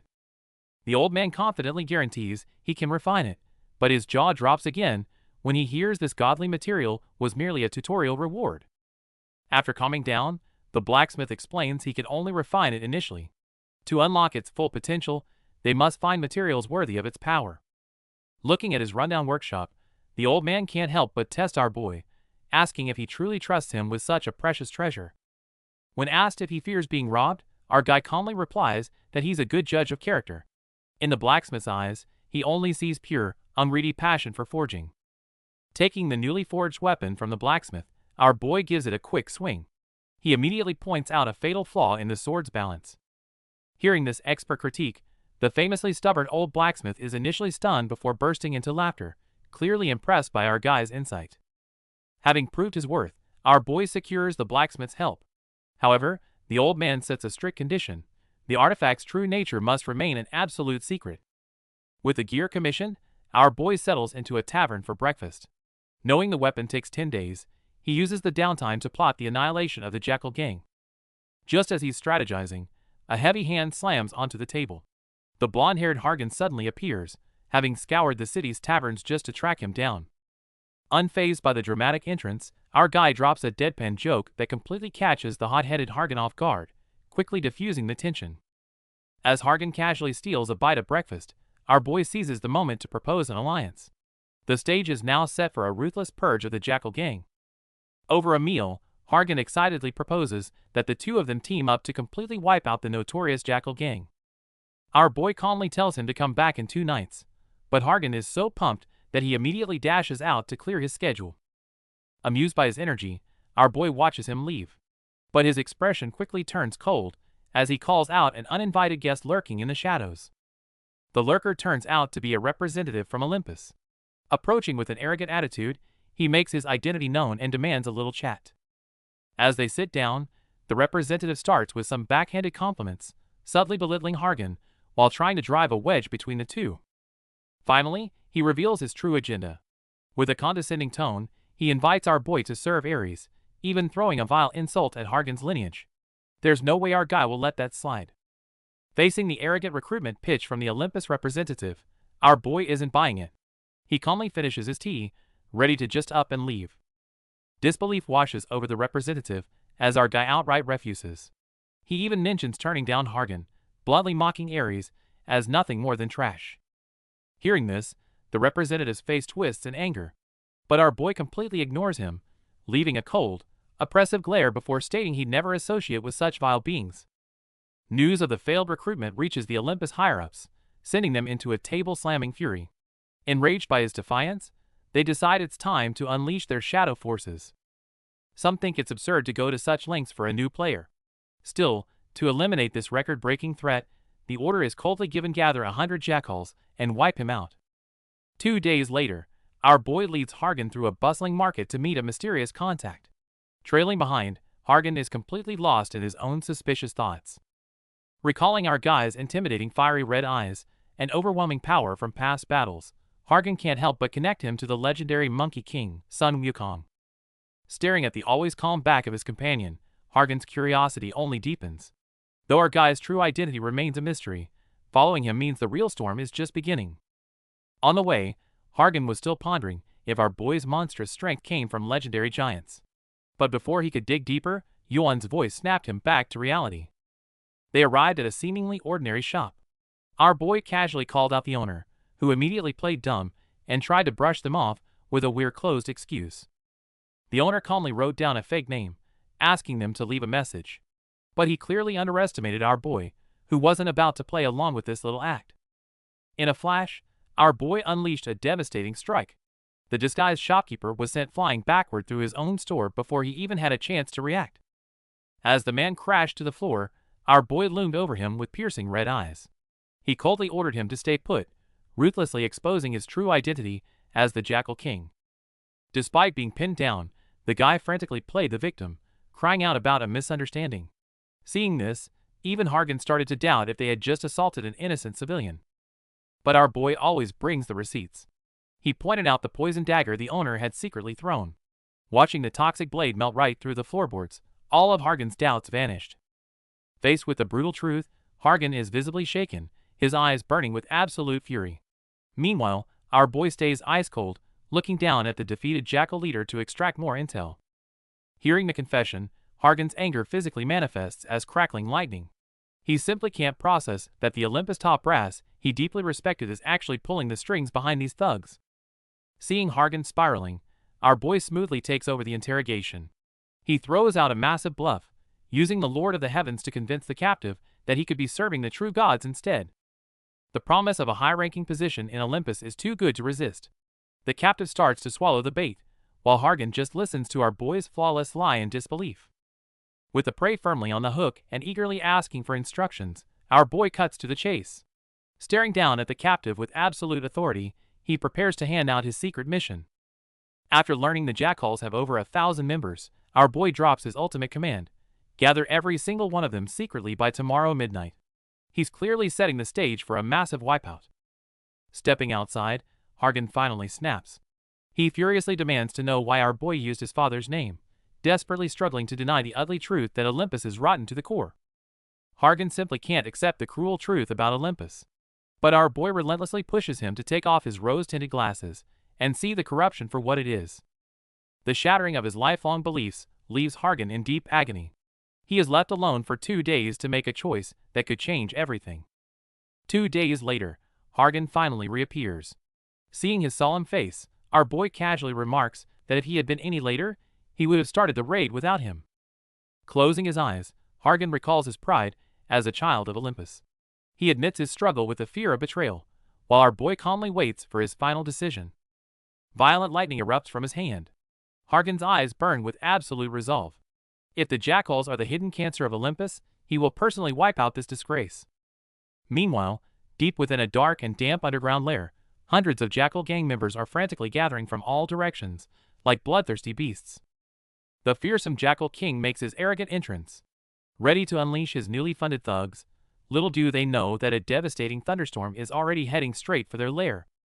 Meanwhile, in the gloomy underground lair, the elusive Jackal King gathers thousands of his ruthless subordinates. He arrogantly hypes up his men, promising them absolute glory. The cavern echoes with the fanatic cheers of the mob. The Olympus envoys then hand over a massive bounty for hunting our boy.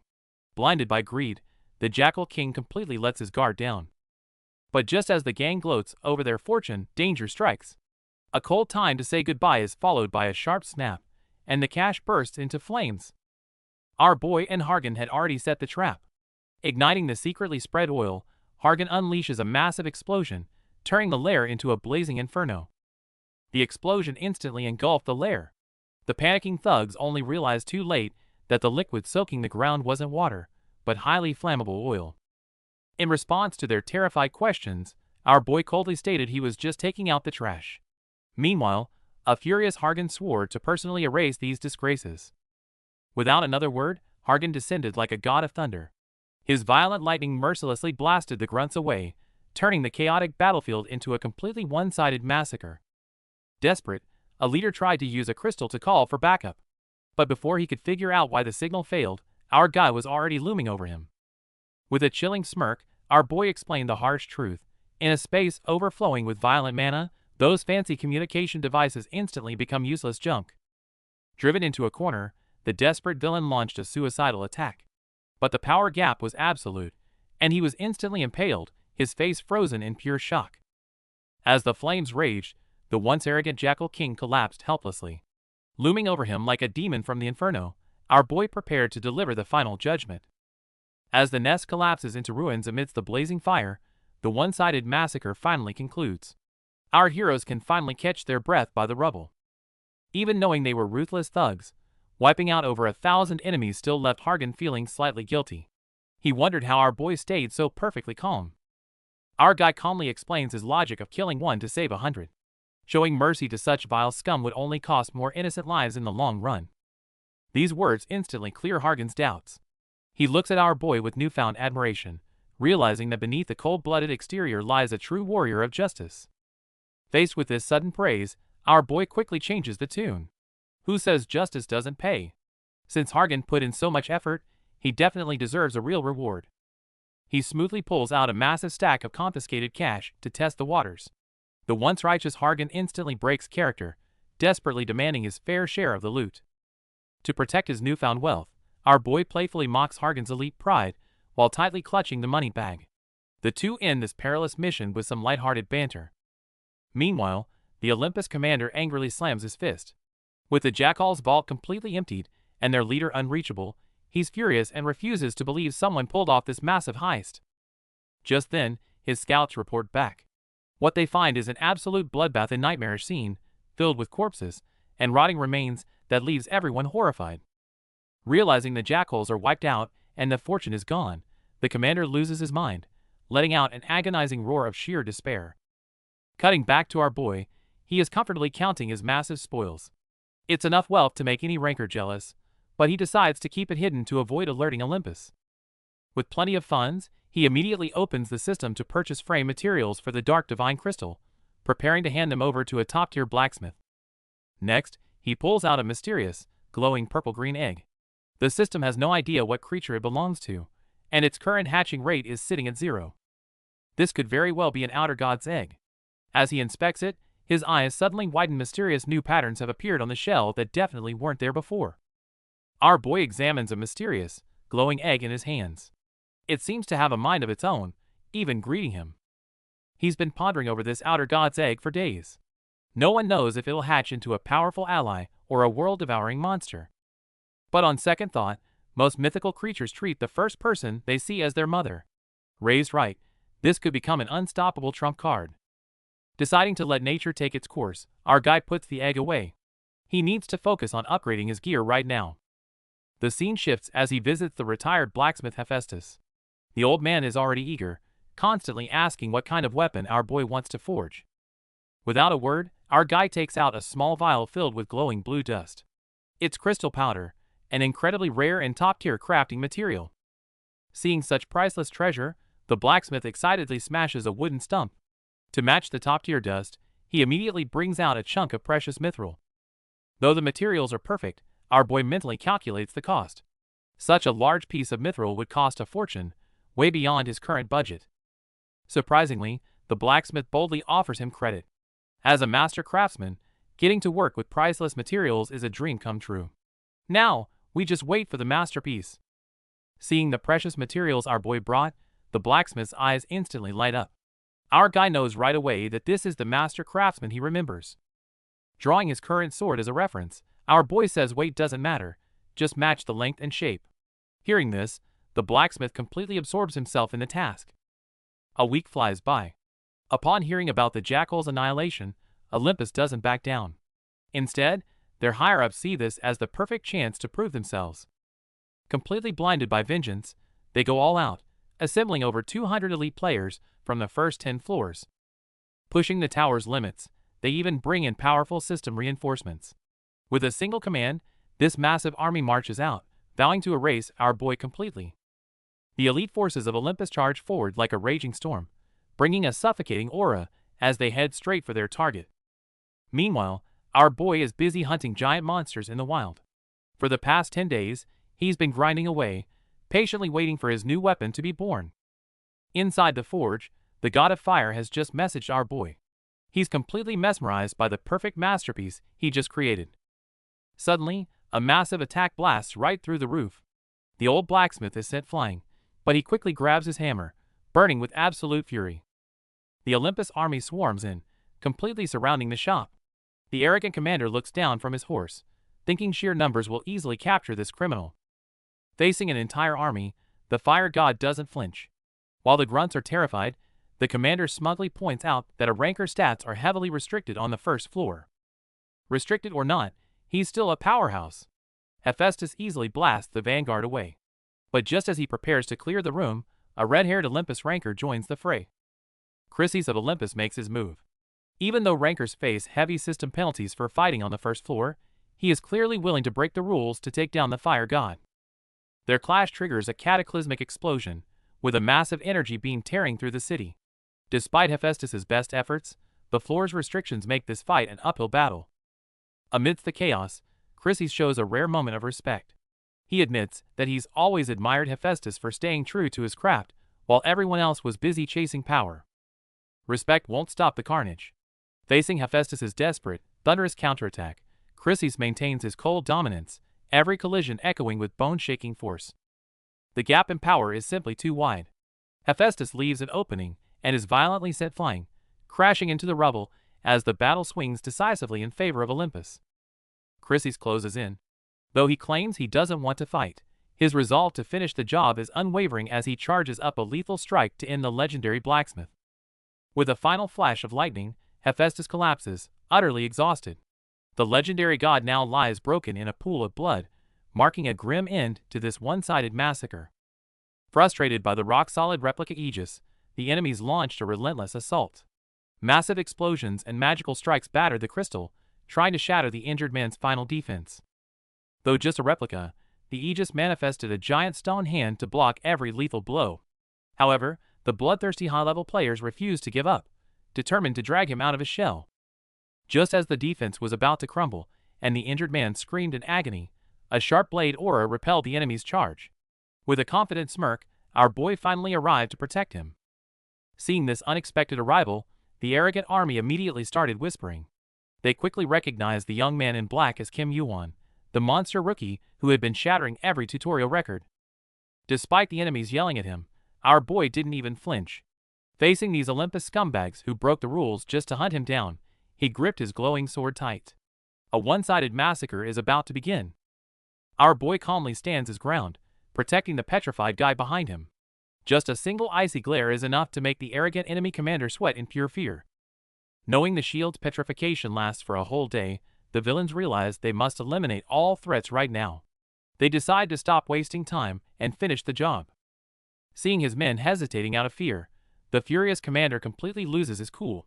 He desperately tries to motivate the grunts with the absurd reward of becoming the floor administrator. Greed instantly overrides common sense as the foolish mob charges forward. Our boy remains unfazed, gripping his magic dagger as immense fiery mana fiercely gathers along the blade. In a split second, a fierce storm of flames erupts. The explosive inferno sweeps across the battlefield, instantly blowing away the advancing grunts before they can even react. The desperate enemies immediately switch to a ranged bombardment. Facing the incoming fire, our guy activates his fiery golden eyes, perfectly analyzing and predicting every single attack path. Just as the battle heats up, a blinding blue thunderbolt violently strikes from the sky. His loyal buddy Hargan makes an epic entrance, meaning the real payback time is just beginning. Facing the hostile crowd, our boy doesn't flinch. Even experienced players are sweating under his overwhelming aura, relying on numbers just to build up fake courage. Seeing them foolishly charge in, our boy activates his skill. A terrifying pillar of fire erupts, instantly showing these grunts the massive gap in their strength. After clearing the mobs, he turns to the petrified black-haired guy, trying to wake him up. However, the real trouble has just arrived. Before he can wake him, a terrifying heat wave and sudden explosion sweep across the battlefield. Along with the intense shockwave, the hidden enemy finally reveals himself. Chryses, an Olympus ranker, steps out of the flames to demand answers. Hearing that our guy is just a simple client, the enraged ranker pulls out an extremely dangerous artifact. Not backing down against the suffocating pressure of a ranker, our boy immediately activates his gigantification skill. He's ready to risk it all to withstand the artifact's devastating blow. Chryses looks on with disdain, believing a rookie could never survive. But he never expected that abusing his overwhelming power would directly trigger the tower's absolute penalty. Just as the artifact unleashes its terrifying heat, punishing lightning strikes down from above. The two destructive forces collide instantly, turning the battlefield into an infernal hellscape. Taking the massive explosion head-on, our boy suffers severe burns, but miraculously survives thanks to his insane resistance. He holds his ground, but the true battle is only just beginning. The terrifying heat of the sun fragment triggers a devastating explosion. Even with fire-resistant gear, our boy feels like he's being boiled alive by the extreme temperature. Despite the agony, our boy grits his teeth and holds on. He knows abusing such power on the first floor triggers a heavy penalty, and the tower's rules are already tearing the villain apart. Just as he's about to pass out from the pain, a furious lightning bolt strikes from the sky. The tower's devastating penalty brutally hits the villain, making him cough up blood instantly. The heavily injured villain collapses, allowing Yuan to barely survive the crisis. Kneeling in the ruins, he catches his breath, realizing he might have underestimated the true power of high rankers. Just as he tries to figure out his next move, a mysterious blue portal suddenly appears in the ruins. It seems this fierce survival battle is far from over. Tower guards finally arrive at the devastated ruins. Seeing Chrissy's half dead from the tower's penalty lightning, the guard captain draws his sword, ready to make the arrest. Knowing better than to mess with our boy, the captain wisely orders his men to leave him alone and focus solely on arresting the rogue high ranker. Just when they thought the dust had settled, a dying Chryses goes berserk. Erupting with unstable dark mana, he lunges viciously at the frontline guards. Seeing the bloodied, completely unhinged monster before him, the captain realizes capture is impossible. The guards are forced to change their tactics to a lethal takedown. But the nightmare isn't over. With a violent tremor, a hand shatters the stone ground. The captain freezes in sheer panic, realizing the black-haired guy's petrification is breaking. Panic spreads as the guards roar and launch a desperate attack. But a blinding flash of energy erupts, and a devastating glowing punch is already swinging down. Facing the incoming grunts, our boy doesn't hold back. He unleashes a massive energy blast, instantly sending the Olympus mob flying in all directions. Seeing our boy's monstrous display, the Olympus high ranker Chryses finally takes things seriously. Meanwhile, our guy stabilizes his stance, locking onto his true target with a glowing blade. The ranker vows to finish this right here, but our boy doesn't waste time talking. He dashes forward like a blur, twin blades drawn, charging straight at Chryses. As their mana clashes violently, Chryses is utterly shocked. He realizes our boy can perfectly control dual attribute mana, an incredibly rare talent that instantly sparks his greed. Hoping to recruit this genius, Chryses offers top-tier gear as a reward. But without blinking an eye, our guy delivers a devastating punch, rejecting the offer in the clearest way possible. The failed recruitment leads to another fierce brawl. Chryses smirks bitterly as he gets pushed back, finding it absurd that a mere rookie is giving a high ranker this much trouble. If he can't have him, he'll destroy him.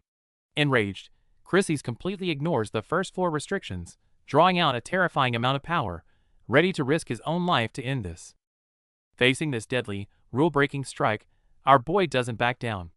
He channels all his mana into a desperate counterattack, sparking a massive, earth-shattering explosion that engulfs the battlefield.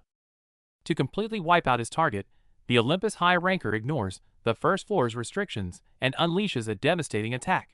But our boy doesn't back down, countering with everything he's got. Even the high ranker has to smirk and acknowledge our boy's insane strength. Moments later, their terrifying energies collide, triggering a massive, battlefield-clearing explosion. Looking at the absolute devastation, Hargan is left sweating in shock. Using this level of power in the tutorial zone is unheard of, and he assumes this brutal fight is finally over. However, abusing such power comes with a heavy price. The tower's automatic penalty system suddenly manifests as a terrifying skull entity, and even our boy can sense the overwhelming aura of danger. Right at the climax of the chaos, a white-haired, long-bearded elder descends like a ghost. Crashing down with absolute authority, he declares that this farce is far from over. Stunned by this sudden arrival, Hargan asks if he isn't afraid of the system's penalty. But the mysterious elder just gives an incredibly arrogant reply he doesn't care about the rules at all. Meanwhile, the merciless penalty system locks onto the rule-breaking ranker. Erupting with furious blue lightning, the skull entity delivers a brutal execution while the enemy screams for help. Just as things are about to spiral out of control, the white-haired elder steps in with overwhelming force. Seeing him effortlessly manipulate the battlefield, our boy finally realizes his true identity, the administrator,